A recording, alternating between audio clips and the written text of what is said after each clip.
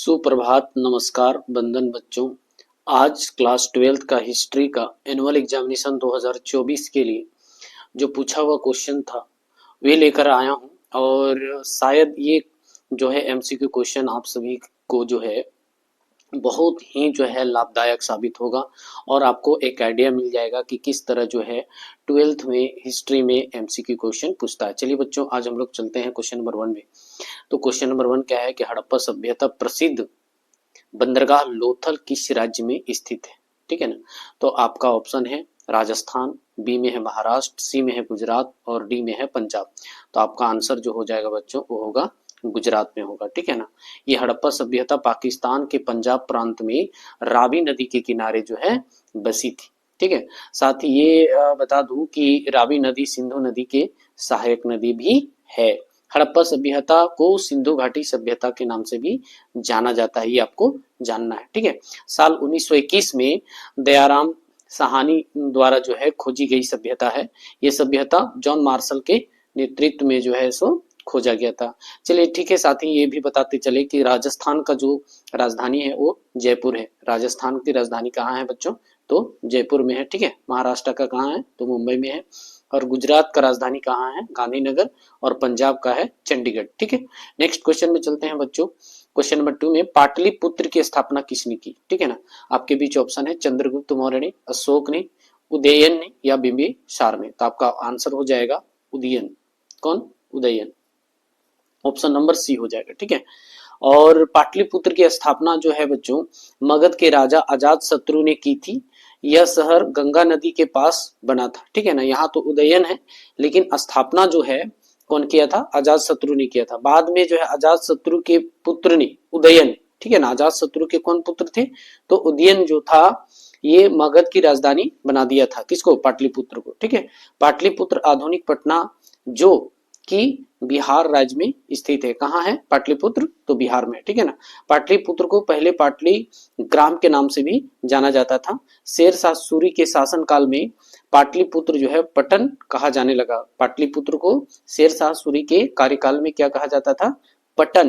पटन। ठीक है। बाद में जो है ब्रिटिश शासन काल में इस पटन को पटना का रूप दिया गया। ठीक है। क्वेश्चन नंबर 3 में चलते हैं बच्चों। क्वेश्चन नंबर 3 में क्या है कि पानीपत का प्रथम युद्ध कब हुआ था? ये क्वेश्चन तो इतना इंपॉर्टेंट है कि मत पूछिए, हर बार क्वेश्चन लेकर आता है ये। तो आपको जानना है कि कब है। इसका ऑप्शन आपके बीच है 1516, 1526, 1556 या 1571। तो आपका आंसर हो जाएगा 1526 में हुआ था। कब हुआ था बच्चों? 1526 में हुआ था। कब? तो 21 अप्रैल। कब? 21 अप्रैल। कब को? तो 21 अप्रैल। ठीक है। 21 अप्रैल जो है 1526 को जो है ये पानीपत का जो है प्रथम युद्ध। अच्छा, पानीपत कहाँ है? तो पानीपत जो है हरियाणा राज्य का एक जिला है। ठीक है। यह युद्ध जो है काबुल, यानी काबुल कहाँ है? पाकिस्तान यानी अफगानिस्तान, अफगानिस्तान के तैमूर शासक जहीरुद्दीन मोहम्मद बाबर और दिल्ली के सुल्तान इब्राहिम लोदी के बीच हुआ था। पानीपत का प्रथम युद्ध किन किन योद्धाओं के बीच हुआ था? तो बाबर और इब्राहिम लोदी के बीच हुआ था। इस युद्ध में किसकी जीत हुई थी? तो बाबर की जीत हुई थी। नेक्स्ट क्वेश्चन में चलते हैं बच्चों। क्वेश्चन नंबर 4 में धर्म नीति का प्रतिपादन किसने किया? आपके बीच ऑप्शन है चंद्रगुप्त मौर्य, बी में है अशोक, सी में है हर्षवर्धन और डी में है समुद्रगुप्त।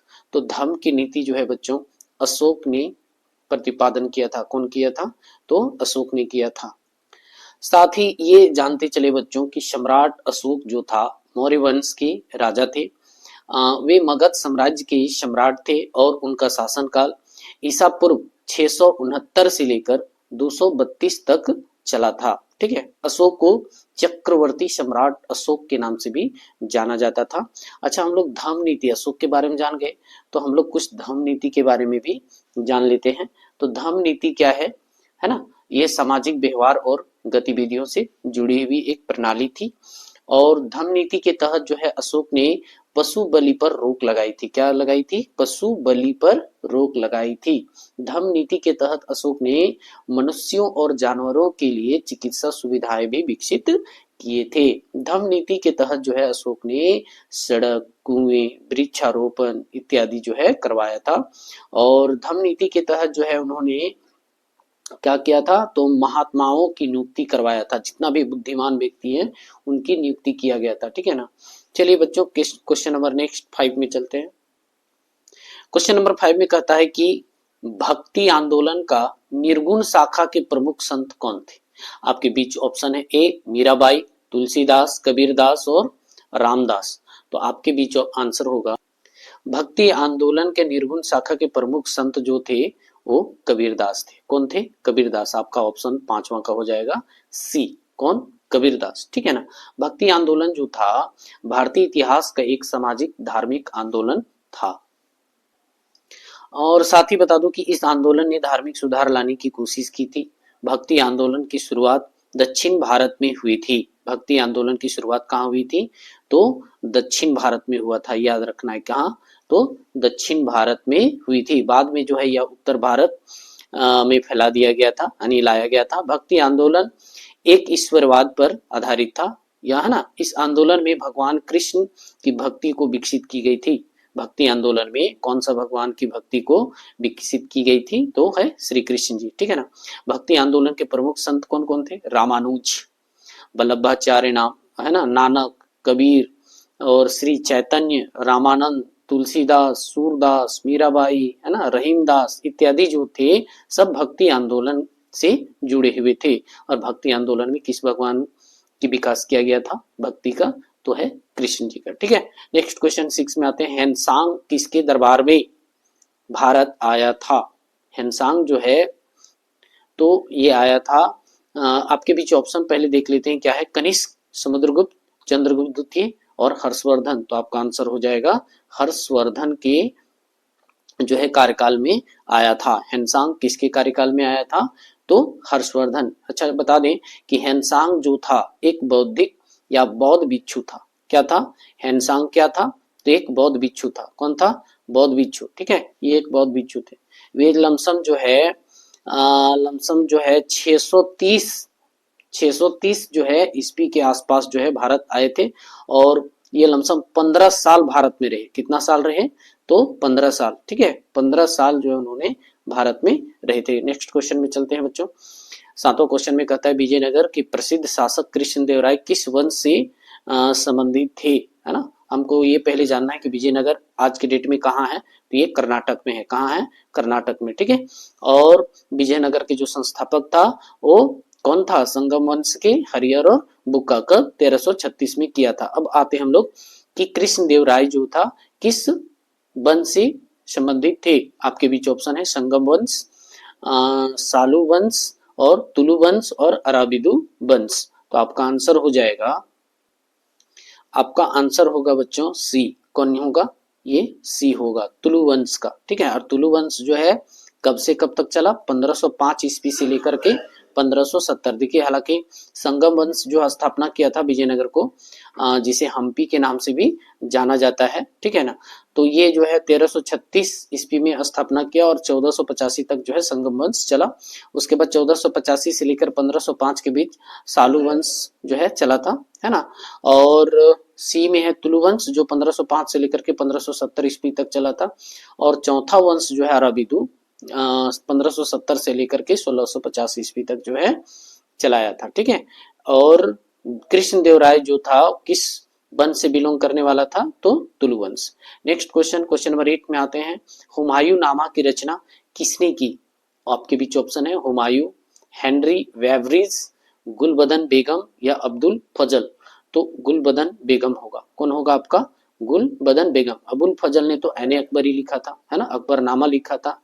और हुमायूं नामा कौन लिखा है, तो गुलबदन बेगम। गुलबदन कौन थी, गुलबदन जो था बाबर का बेटी थी। कौन थी, बाबर की बेटी। और साथ ही बता दें हुमायूं का सतोली बहन भी थी, ठीक है। और अगर हम लोग जानना चाहें तो बाबर जो है 11 को शादी किया था। कितना, 11। और 11 से लमसम 20 बच्चे जो है उनके थे, ठीक है। नेक्स्ट क्वेश्चन 9 में आते हैं बच्चों। ब्रजयान या वज्रयान किस धर्म की शाखा से है। आपके बीच ऑप्शन है बौद्ध धर्म, जैन धर्म, सिख धर्म या हिंदू धर्म। तो वज्रयान जो है वो बौद्ध धर्म से संबंधित है। किस धर्म से, तो बौद्ध धर्म से संबंधित है, ठीक है। और वज्रयान तांत्रिक बौद्ध धर्म का एक रूप है जो भारत और पड़ोसी देशों के खास तौर पर तिब्बत में विकसित हुई। ये कहाँ पर वज्रयान सबसे ज्यादा कहाँ विकसित हुई, तो तिब्बत में। भारत का पड़ोसी देश था जहां दलाई लामा उनका प्रधानमंत्री था, लेकिन अभी जो है तिब्बत किसके कब्जे में है, तो चीन के कब्जे में। ठीक है, या कह सकते हैं कि चीन में विलय हो गया है।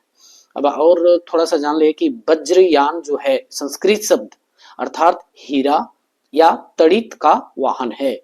बौद्ध धर्म के संस्थापक कौन था बच्चों, तो गौतम बुद्ध थे। ठीक है ना। अगर साथ ही हम लोग जैन धर्म की बात करें तो जैन धर्म का जो है ऋषभ देव जो थे संस्थापक थे, और सिख धर्म का कौन था, तो गुरु नानक देव जी थे। ठीक है ना। और हिंदू धर्म का तो खैर कोई पता नहीं है ना। कोई ऐतिहासिक जो है प्रमाण नहीं है कि कौन किया था। ये बहुत ही धर्मों का मिश्रण है कह सकते हैं, बहुत ही प्राचीन सभ्यता है और धर्म है। नेक्स्ट क्वेश्चन हमें आते हैं हम लोग बच्चों, क्वेश्चन नंबर 10 में बोलता है कि भारत का नेपोलियन किसे कहा जाता है। आपके बीच ऑप्शन है समुद्रगुप्त, अशोक, कनिष्क और चंद्रगुप्त विक्रमादित्य। तो आपका आंसर हो जाएगा समुद्रगुप्त। कौन, तो समुद्रगुप्त। ठीक है। अच्छा बच्चों, हम लोग अगर ये जानना चाहें कि समुद्रगुप्त को भारत का नेपोलियन कहा जाता है, तो समुद्रगुप्त जो थे कौन वंश के शासक थे, तो ये जो है गुप्त वंश के दूसरे राजा थे। कौन थे, गुप्त वंश के दूसरे राजा। ठीक है। उनके शासन जो काल चला है 350 से लेकर के 375 कह सकते हैं, 350 से लेकर 375 के बीच जो है उनका जो है शासन काल चला था। ठीक है ना। समुद्रगुप्त जो है सेना में बहुत ही जो है महारत हासिल किया हुआ था, इसीलिए उसको भारत का नेपोलियन भी कहा जाता है। समुद्रगुप्त चंद्रगुप्त प्रथम के उत्तराधिकारी थे। कौन थे, चंद्रगुप्त प्रथम के उत्तराधिकारी। ठीक है। समुद्रगुप्त ने अश्वमेध यज्ञ भी करवाया था। इन्होंने अपने कार्यकाल में अश्वमेध यज्ञ भी का आयोजन किया था या करवाया था। समुद्रगुप्त की माँ का नाम क्या है जानते हैं, कुमार देवी, और वे लिच्छवी वंश से थी। कौन वंश से थी, तो लिच्छवी वंश से थी। ठीक है। समुद्रगुप्त की राजधानी कहाँ था, पाटलिपुत्र। कहाँ था, पाटलिपुत्र। ठीक है। यह कह सकते हैं कि मगध की राजधानी कहाँ थी, तो पाटलिपुत्र। चलिए बच्चों, क्वेश्चन नंबर नेक्स्ट 11 में आते हैं। ब्रिटिश इंडिया या ब्रिटिश ईस्ट इंडिया कंपनी की स्थापना कब हुई थी। देखिए कभी कभी जो है ना इजी क्वेश्चन भी आपको देगा, सब टफ क्वेश्चन नहीं देने वाला है, तो ये जो है आपके लिए इजी है। ब्रिटिश ईस्ट इंडिया कंपनी की स्थापना जो है बच्चों, ये तो ऑप्शन देखने और आंसर लगाने की जरूरत है। ये 1600 ईस्वी में हुआ था। कब हुआ था, तो 1600 ईस्वी में। ठीक है ना। कब हुई थी, 1600 ईस्वी में। आखिरकार हम लोग ये भी जान ले कि 1605 में 16 अक्टूबर को बंगाल विभाजन हुआ था। कब हुआ था, कि अगर हम लोग 1605 की बात करें, 1605 की 1600 में तो ईस्ट इंडिया कंपनी की स्थापना हो गई थी, लेकिन 1605 में क्या हुआ था, 16 अक्टूबर को बंगाल का विभाजन हुआ था। ठीक है। और सबसे पहले अगर हम लोग भारत की बात करें तो भारत की खोज जो है वास्को डिगामा ने किया था। ये पुर्तगाली थे और पेशे से क्या थे, नाविक थे। ठीक है ना। वास्को डिगामा ने 20 मई 1498 को भारत के केरल राज्य के कालीकट बंदरगाह पर जो है कदम रखे थे। ठीक है ना। ईस्ट इंडिया कंपनी पुर्तगाली के बाद आए थे। ठीक है ना। क्वेश्चन नंबर 12 में आते हैं। संथाल विद्रोह के नेता कौन थे। आपके बीच ऑप्शन है बिरसा मुंडा, नीलांबर, पीताम्बर। कौन है, नीलांबर और पीताम्बर। उसके बाद कौन है, सिद्धू कान्हू और तिलका मांझी। तो संथाल का जो है सही माने में अगर विद्रोह कोई किया था तो सिद्धू कान्हू दोनों भाई किया था। कौन किया था, सिद्धू कान्हू। ये आपका भी ऑप्शन हो जाएगा सी हो जाएगा। आपका ऑप्शन क्या हो जाएगा, तो सी हो जाएगा। 1855 और 56 के बीच का बात है। कब की बात है, तो 1855 और 56 ईस्वी की बात है। और संथाल विद्रोह का नेतृत्व जो है करने वाले दो भाई कौन थे, सिद्धू और कान्हू थे। ठीक है। और ये जो है अंग्रेजों को दांत खट्टे करवाए थे, बहुत ही मुश्किल में पड़ा दिए थे अंग्रेजों को। ठीक है ना। क्वेश्चन नंबर 13 में आते हैं। 1857 का सिपाही विद्रोह कहाँ से आरंभ हुआ था। ये क्वेश्चन हमेशा पूछते रहता है, इसलिए ध्यान देना है। आपके बीच ऑप्शन है दिल्ली, मेरठ, बैरकपुर और झांसी की रानी। तो आपका आंसर हो जाएगा मेरठ। का हो जाएगा मेरठ। ठीक है ना। और मेरठ में जो 1857 की क्रांति का जो शुरुआत हुई थी वो हुई थी 10 मई। कब, 10 मई को। ठीक है ना। 1857 की बात है, 10 मई 1857 की बात है, जब जो है 1857 का सिपाही विद्रोह का शुरुआत हुआ था। ठीक है ना। और ये भी जाने कि और 1857 का जो विद्रोह था बच्चों, भारत की आजादी का पहला युद्ध के नाम से भी जाना जाता है ना। और कह सकते हैं कि 29 मार्च कब एक और जो हुआ था जो मंगल पांडे से रिलेटेड है, वो क्या है कि 29 मार्च, कब 29 मार्च को, 29 मार्च 1857 की बात है। 29 मार्च 1857 में जो है बैरकपुर में कलकत्ता के पास जो है मंगल पांडे ने अपने अफसरों पर हमला किया था। अच्छा, 1857 से रिलेटेड मैं एक वीडियो बना रखा है और उसको हम क्लिप में आपको देंगे, ठीक है, आप उसको भी देख लीजिएगा। 1857 से रिलेटेड ऑब्जेक्टिव साथ ही साथ सब्जेक्टिव भी क्वेश्चन पूछेगा, ठीक है। नेक्स्ट क्वेश्चन 14 में आते हैं बच्चों। भारत में ईस्ट इंडिया कंपनी की व्यापारिक गतिविधि का प्रथम केंद्र कौन था? आपके बीच ऑप्शन है कलकत्ता, बंबई, कालीकट या सूरत। तो आपका सही आंसर हो जाएगा बच्चों सूरत। कहाँ? सूरत, ठीक है। और सूरत कहाँ है अभी बच्चों? तो गुजरात में है। कहाँ है? गुजरात, ये याद रखना आपको, ठीक है। गुजरात का एक जो है राज्य में स्थित है और गुजरात राज्य स्थित है, गुजरात राज्य में स्थित है कौन? सूरत, ठीक है। साल 1608 में, 1608 में जो है कप्तान विलियम हॉकिंस के नेतृत्व में जो है अंग्रेजों का एक व्यापारिक दल कहाँ आया था? सूरत आया था, यानी गुजरात आया था। और उसके बाद जो है 11 जनवरी 1613 को कंपनी ने सूरत पर अपना जो है पहला कारखाना खोला था। कब अपना पहला कारखाना खोला उन्होंने? सूरत पर। तो 1613 में। कब? 1613 में। 1600 ईस्वी में तो जो है अभी पीछे क्वेश्चन पढ़ के आ रहे हैं, 1600 ईस्वी में तो अपना कंपनी को स्थापित किया और 1613 में 11 जनवरी, कब? 11 जनवरी को, 11 जनवरी 1613 को जो है कंपनी ने सूरत में अपना एक पहला कारखाना खोला था। गुजरात में 4 प्रमुख बंदरगाह है बच्चों।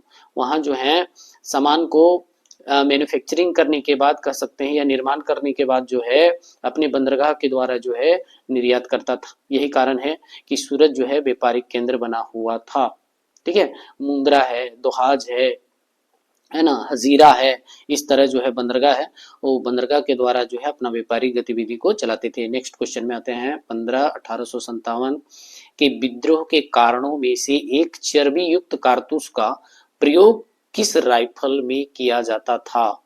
देखिए आपके बीच ऑप्शन है ब्राउन बेस, बी में है AK-47, सी में है एनफील्ड और डी में है AK-56। तो बच्चों आपको बता दें कि ब्राउन बेस भी 1857 के सिपाही विद्रोह का एक था। ये जो है पुराना था, इसी को बदल करके जो है एनफील्ड लाया गया था। ब्राउन बेस को ही बदल करके एक नया राइफल लाया गया था जिसका नाम था एनफील्ड, और एनफील्ड में ही जो है चर्बी युक्त कारतूस का प्रयोग होता था। तो आपके बीच ऑप्शन हो जाएगा सी। क्या हो जाएगा? सी, एनफील्ड हो जाएगा। चलिए नेक्स्ट क्वेश्चन में आते हैं। रैयत बाड़ी व्यवस्था किसने लागू किया? रैयत बाड़ी जो है आपके बीच ऑप्शन है लॉर्ड कॉर्नवालिस, उसके बाद है हेक्टर मुनरो, थॉमस मुनरो या एल्फिंस्टन। तो आपके आंसर हो जाएगा थॉमस मुनरो। कौन? सी ऑप्शन हो जाएगा 16 का, थॉमस मुनरो ने किया था। अच्छा बच्चों ये भी जानते चलें कि रैयत बाड़ी व्यवस्था क्या था। तो यह व्यवस्था जो है किसान जमीन का मालिक होता था। यह ब्रिटिश राज के दौरान जो है शुरू की गई एक भू राजस्व प्रणाली थी। क्या थी? भू राजस्व प्रणाली थी। रैयत बाड़ी व्यवस्था जो थी या ब्रिटिश राज के दौरान शुरू की गई एक भू राजस्व प्रणाली थी। इस व्यवस्था में सरकार को राजस्व वसूलने के लिए सीधे किसान के पास जाना होता था या किसान से संपर्क करना होता था। अच्छा, लगान ना चुकाने पर जो है किसान से जमीन का कर ली जाती थी, जब्त कर ली जाती थी। तो ये जो रैयत बाड़ी व्यवस्था था कौन लेके आया था? थॉमस मुनरो लेके आया था। नेक्स्ट क्वेश्चन 17 में आते हैं। फोर्ट विलियम की स्थापना कहाँ की गई थी? आपके बीच ऑप्शन है कलकत्ता, दिल्ली और बंबई और मद्रास। तो आपका आंसर जो हो जाएगा बच्चों कलकत्ता में की गई थी। कहाँ की गई थी? कलकत्ता। अच्छा, फोर्ट विलियम कौन था? ये भी तो क्वेश्चन, आखिर इसके नाम पर जो है एक किला बनाया गया था। कहाँ? कलकत्ता में, जिसका नाम रखा गया फोर्ट विलियम। तो ये जो फोर्ट विलियम कौन था? फोर्ट विलियम जो बच्चों हैं ये जो है इंग्लैंड के राजा थे, विलियम तृतीय, ठीक है। विलियम तृतीय के नाम से जो है इन्हें जाना जाता था, फोर्ट विलियम को। और यह जो फोर्ट विलियम जो बना हुआ है हुगली नदी के पूर्वी किनारे पर बना हुआ है या पूर्वी तट पर बना हुआ है, हुगली नदी के पूर्वी तट पर, ठीक है ना। क्वेश्चन नंबर 18 में आते हैं बच्चों, मेघदूतम की रचनाकार कौन है? आपके पीछे पाणिनि, कालिदास, भास या चाणक्य। तो आपका आंसर होगा मेघदूतम का रचनाकार जो है महाकवि कालिदासम, कालिदास को माना जाता है। किसको? कालिदास को, ठीक है। ये मेघदूत का जो है रचना कौन किया है? महाकवि, इनको महाकवि कहा जाता है, कालिदास। हालांकि कालिदास को जो है संस्कृत के महान कवि में से एक माना जाता है। कालिदास जो है संस्कृत का महान पंडित और विद्वान थे। हालांकि अगर हम लोग पाणिनि की बात करें तो अष्टाध्यायी का रचनाकार किए हैं। अष्टाध्यायी, ये पाणिनि का जो रचना है वो क्या है? अष्टाध्यायी। अच्छा, चाणक्य की बात करें तो चाणक्य जो है अर्थशास्त्र नामक जो है ग्रंथ लिखा है, ठीक है। नेक्स्ट क्वेश्चन में आते हैं बच्चों, क्वेश्चन नंबर 19, यूनेस्को ने हम्पी को विश्व विरासत स्थल पर कब को घोषित किया गया? अच्छा देखिए, यहाँ पर हम्पी की बात है तो हम्पी, विजयनगर को हम्पी के नाम से जाना जाता था, ठीक है। और विजयनगर के भग्नावशेष को ही हम्पी के नाम से याद रहा। और यहाँ बोला यूनेस्को में कब शामिल किया गया? तो आपके बीच है 1976, 1986, 2001 या 2006। तो आपका आंसर हो जाएगा 1986 में जो है यूनेस्को में विश्व की विरासत या कहिए धरोहर के रूप में जो है शामिल किया गया था। अच्छा, साथ में हम्पी जो है अभी वर्तमान में कहाँ है? कर्नाटक में है, ठीक है। कर्नाटक के बल्लारी जिले में जो है तुंगभद्रा नदी के किनारे बसा हुआ है। कहाँ है? तुंगभद्रा। हालांकि ये बता दें कि विजयनगर जो है दो नदियों के दोआब के क्षेत्र में बसा हुआ था, तुंगभद्रा और कृष्णा नदी के बीच के दोआब के क्षेत्र में है ना। यह जो है विजयनगर साम्राज्य की राजधानी भी था। कौन? हम्पी। विजयनगर की राजधानी कहाँ था? हम्पी में था, ठीक है। और साथ में अगर विजयनगर की बात आ रही है तो विजयनगर के संस्थापक कौन है? अभी हम लोग पीछे पढ़ के आ रहे हैं, हरिहर और बुक्का, जो संगम वंश का स्थापना किया था कब? 1336 ईस्वी में। नेक्स्ट में आते हैं बच्चों 20 क्वेश्चन में, हड़प्पा सभ्यता के किस स्थान से कांसे की नर्तकी का प्रमाण मिला था? आपके बीच ऑप्शन है मोहनजोदाड़ो, हड़प्पा, लोथल या कालीबंगा। तो आपका आंसर हो जाएगा बच्चों ए, मोहनजोदाड़ो। कहां से मिला था? कांसे की नर्तकी। हालांकि हड़प्पा सभ्यता जो था एक कांस्य युगीन सभ्यता था। आपको ये भी क्वेश्चन पूछ सकता है कि हड़प्पा सभ्यता जो था किस प्रकार की सभ्यता था। आपके बीच में अगर कांसे की युगीन अगर लिखा हुआ रहे तो आपको कांस्य का युग कहना है या टिक लगाना है, ठीक है। लेकिन अभी यहाँ जानना है कि कांसे की नर्तकी कहाँ से मिला हुआ था, तो मोहनजोदाड़ो से मिला हुआ था, ठीक है ना। और ये मोहनजोदाड़ो जो है सिंधु नदी के तट पर बसा हुआ है। मोहनजोदाड़ो जो सभ्यता था उस सभ्यता का विकास जो है किस नदी के किनारे हुआ था? तो सिंधु नदी के तट पर हुआ था, ठीक है ना। इसकी खोज कौन किया था? मोहनजोदाड़ो की खोज 1922 में हुआ था। कब हुआ था? 1922 में। आपको भी ये याद रखना है। 1922 ईस्वी में जो है राखल दास बनर्जी द्वारा जो है इसकी खोज की गई थी। और हड़प्पा सभ्यता की जो खनन हो रहा था, उत्खनन हो रहा था या खोज हो रही थी, तो ये जॉन मार्शल के नेतृत्व में हो रहा था, ठीक है। लेकिन हम लोग को अगर ये पूछेगा कि मोहनजोदाड़ो की खोज किसने किया, तो राखल दास बनर्जी ने किया है, ठीक है। नेक्स्ट क्वेश्चन में आते हैं बच्चों, यहाँ पर रामायण के मौलिक रचनाकार कौन है? आपके बीच ऑप्शन है तुलसीदास, वेद व्यास, वाल्मीकि और कालिदास। तो आपका आंसर हो जाएगा बच्चों वाल्मीकि। महर्षि वाल्मीकि इनका पूरा नाम है। क्या नाम है इसका? नाम महर्षि वाल्मीकि, ठीक है ना। अगर हम लोग तुलसीदास की बात करें तो रामचरितमानस नामक एक जो है रचना की है।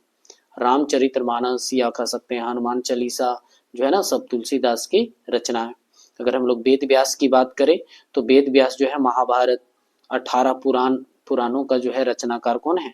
तो वेद व्यास है। अगर कालिदास की बात करें तो अभी हम लोग मेघदूत और शकुंतलम इत्यादि जो है रचना जो कौन किया है?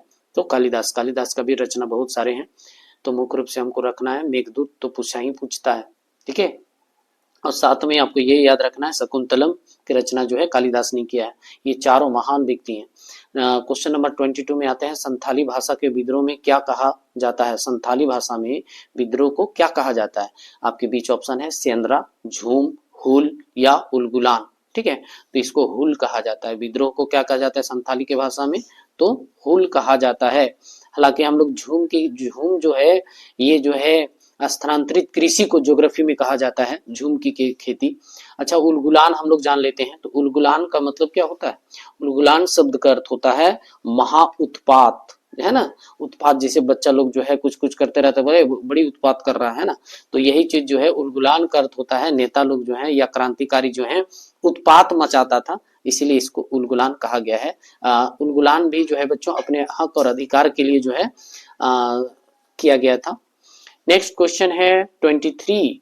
भारतीय राष्ट्रीय कांग्रेस के प्रथम अध्यक्ष कौन थे? आपके बीच ऑप्शन है दादा भाई नौरोजी, बोमेश चंद्र बनर्जी, गोपाल कृष्ण गोखले और AO. Hume, Allan Octavian Hume. तो आपका बीच ऑप्शन होगा, देखिए यहाँ पर जो है ना एलन ऑक्टेवियन ह्यूम के द्वारा ही जो है भारतीय राष्ट्रीय कांग्रेस की स्थापना, चूंकि एलन ऑक्टेवियन ह्यूम जो था ये महासचिव थे, है ना, कांग्रेस पार्टी का क्या थे? महासचिव जब स्थापना होना था। और अध्यक्ष के रूप में जो है, प्रथम अध्यक्ष के रूप में जो है बोमेश चंद्र बनर्जी के रूप में थे। तो आपका ऑप्शन क्या हो जाएगा? बी हो जाएगा। ये महासचिव थे, एलन ऑक्टेवियन ह्यूम जो थे को क्या थे? महासचिव। और अध्यक्ष कौन थे? बोमेश चंद्र बनर्जी थे। अच्छा, कांग्रेस की स्थापना कब हुई थी?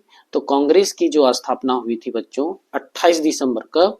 28 दिसंबर 1885 को हुआ था। 28 दिसंबर 1885 को। महासचिव कौन थे? Allan Octavian Hume. और अध्यक्ष कौन था? बोमेश चंद्र बनर्जी। अच्छा, उस सभा में जो है, जब जो है कांग्रेस की स्थापना करना था कांग्रेस, तो 72 प्रतिनिधि शामिल थे। उस बैठक में कितने प्रतिनिधि? तो 72 प्रतिनिधि जो है शामिल थे। कब? 28 दिसंबर 1885 को सचिव एलन ऑक्टेवियन ह्यूम और अध्यक्ष बोमेश चंद्र बनर्जी। में इतना रिपीट क्यों कर रहा हूँ? ये क्वेश्चन बहुत ही इंपॉर्टेंट है। जब कांग्रेस को पहला जो छाप मिला था, दो जोड़े बैलों का जो है छाप मिला था। उसके बाद जब कांग्रेस दो पार्ट में बट गया था, उस समय जो है कांग्रेस पार्टी को जो है गाय और बछड़ा का जो है छाप मिला था। तीसरा बार जो है हाथ का पंजा। तो भारतीय राष्ट्रीय कांग्रेस को अभी तक जो है 3 छाप यानी चुनाव चिन्ह मिला था। ठीक है। भारतीय राष्ट्रीय कांग्रेस की जो स्थापना हुई थी बच्चों, एक कॉलेज में हुआ था। उस कॉलेज का नाम है गोपाल दास तेजपाल संस्कृत कॉलेज। ठीक है। ये कहाँ है? तो बंबई में है। ठीक है ना। और उस बैठक में 72 लोग शामिल थे, 72 प्रतिनिधि शामिल थे। नेक्स्ट क्वेश्चन में आते हैं हम लोग। हड़प्पा सभ्यता से संबंधित R37 क्या है? तो आपके बीच ऑप्शन है, एक औजार, बी में है एक कब्रगाह, और एक है सड़क संरचना, और एक है स्थल। तो वहां पर जो है एक कब्रगाह को क्या कहा जाता है? R37 के नाम से जाना जाता है। ठीक है। ये जो है हड़प्पा शहर के दक्षिण में स्थित एक कब्रिस्तान है। इसे समाधि R37 के नाम से भी जाना जाता है। ठीक है ना, ये जानना है। नेक्स्ट क्वेश्चन में आते हैं बच्चों। इब्न बतूता कहाँ से भारत आया था? आपके बीच ऑप्शन है पुर्तगाल, अरब, बगदाद या मोरक्को। तो आपका आंसर होगा मोरक्को। ठीक है ना। ये जो है दक्षिण अफ्रीका का जो है उत्तरी भाग यानी भूमध्य सागर से सटा हुआ है, अल्जीरिया वगैरह इससे सटा हुआ है। तो ये इब्न बतूता जो है कहाँ से आया था? तो मोरक्को से आया था। और इब्न बतूता के बारे में बता दूं कि ये जो है मुस्लिम यात्री, विद्वान और लेखक थे। ठीक है ना। इन्होंने रिहाल नामक एक किताब लिखा था। इब्न बतूता का किताब का नाम है रिहाल। ये भी आप पूछता है, इब्न बतूता कौन सा किताब लिखा है? तो रिहाल लिखा है। ठीक है। ये जो रिहाल बुक जो लिखा था इन्होंने, वो अरबी भाषा में लिखा था। और इब्न बतूता जो है बच्चों एक जिद्दी यात्री था, है ना, और ये हठीला भी था। इब्न बतूता ने जो किताब लिखी उसका नाम क्या है? रिहाल। ठीक है, ये याद रखना आपको। क्वेश्चन नंबर 26 में आते हैं बच्चों। साबरमती का संत किसे कहा जाता है ना? ये क्वेश्चन पूछा हुआ है, बार बार आता है, इसलिए ध्यान दीजिए। ए दादा भाई नौरोजी, बी जवाहरलाल नेहरू, सी महात्मा गांधी, डी में है मोतीलाल नेहरू। तो आपका आंसर हो जाएगा महात्मा गांधी। कौन होगा? सी ऑप्शन होगा आपका, महात्मा गांधी आंसर होगा। ठीक है। और साबरमती का संत इसे क्यों कहा गया? तो इसलिए क्योंकि ऐसा क्योंकि उन्होंने साबरमती आश्रम से ही अपना जो है दांडी मार्च की शुरुआत किया था। और साबरमती आश्रम गुजरात के अहमदाबाद में साबरमती नदी के किनारे बना हुआ है। ठीक है। पहले इसका नाम जो है सत्याग्रह आश्रम के नाम से जाना जाता था। यह आश्रम भारतीय स्वतंत्रता संग्राम का जो है बच्चों अहम केंद्र बना था, चूंकि गांधी जी जो है इसी पर जो है अपनी योजना और प्लान बनाते थे। नेक्स्ट क्वेश्चन जो है, स्वराज पार्टी के संस्थापक कौन है? आपके बीच ऑप्शन है महात्मा गांधी, मोतीलाल नेहरू या जो है चित्तरंजन दास। ठीक है, चित्तरंजन दास को जो है बच्चों देश बंधु भी कहा जाता था। आपको याद रखना है, हमारे देश की क्रांतिकारी हैं, तो इनका नाम जरूर याद रखना है। इनको क्या कहा जाता था? देश बंधु चित्तरंजन दास कहा जाता था। हालांकि स्वराज पार्टी की स्थापना जो है मोतीलाल नेहरू और देश बंधु चित्तरंजन दास दोनों मिलकर के किए थे। ठीक है ना। और साथ ही बता दूं बच्चों कि यह जो है स्थापना 1 जनवरी कब? 1 जनवरी को 1 जनवरी 1923 को जो है मोतीलाल नेहरू और देश बंधु चित्तरंजन दास जो है स्वराज पार्टी की स्थापना किए थे। ठीक है। नेक्स्ट और 28 क्वेश्चन बच्चों, भारत में सर्वप्रथम सोने का सिक्का किसने जारी किया? आपके बीच ऑप्शन है मौर्य, सुंग, इंडो ग्रीक या गुप्त। तो आंसर सही में है इंडो ग्रीक। क्या होगा? Indo Greek. लेकिन अगर आप हिस्ट्री में पढ़ेंगे तो ये जो है, हालांकि सबसे पहले जो है सिक्का जो है कुषाण वंश के द्वारा जो है जारी किया गया था। ठीक है, लेकिन ये ऑप्शन में है नहीं, तो ये आपका हो जाएगा इंडो ग्रीक। अच्छा, इंडो ग्रीक जो है यूनानी था। कौन था? यूनानी। नेक्स्ट और 29 क्वेश्चन, गांधी जी का राजनीतिक दर्शन विचारधारा किस पुस्तक में वर्णित है? यंग इंडिया, इन्होंने लाला लाजपत राय ने सबसे पहले लिखा था, हालांकि ये महात्मा गांधी का ही रचना है। यंग इंडिया प्लस आपका बी में है हिंद स्वराज्य, और सी में है इंडियन ओपिनियन, और डी में है माई एक्सपेरिमेंट विथ ट्रूथ। तो सही आंसर जो हो जाएगा बच्चों हिंद स्वराज। क्या होगा? हिंद स्वराज में जो है अपनी फिलोसफी को, अपनी ओपिनियन को लिखा था गांधी जी ने। ये लास्ट क्वेश्चन है बच्चों, क्योंकि 12th में जो है ऑब्जेक्टिव क्वेश्चन 30 ही पूछता है, और 30 जो है ये 2024 में पूछा हुआ क्वेश्चन है। ये बहुत ही हेल्पफुल होगा, और ये जान लीजिए कि आपको अनुमान लग जाएगा कि किस तरह का जो है क्वेश्चन जो है 12th में पूछता है। हड़प्पा सभ्यता का भारत में स्थित सबसे बड़ा स्थल कौन सा है? आपके बीच ऑप्शन है क्या? हड़प्पा। उसके बाद दूसरा ऑप्शन है मोहनजोदाड़ो, सी में है आपका ऑप्शन राखीगढ़ी, और डी में है धौलावीरा। तो आपका आंसर हो जाएगा राखीगढ़ी। कौन होगा? तो राखीगढ़ी जो है हड़प्पा सभ्यता का जो है सबसे बड़ा स्थल था। ठीक है, और ये कहाँ है बच्चों? यह तो हरियाणा के हिसार जिले में स्थित है। राखीगढ़ी सिंधु घाटी सभ्यता का ही एक प्रसिद्ध पुरातात्विक स्थल माना जाता है। जय हिंद, जय भारत बच्चों। आप सभी जो है मेरे साथ बने रहे एग्जाम तक, और ध्यान रहे कि ऑब्जेक्टिव क्वेश्चन जो है अगर अच्छा रहा तभी जो है आपका ग्रोथ बढ़ेगा, या आपका अच्छा जो है उन्नति होगी। ठीक है, धन्यवाद।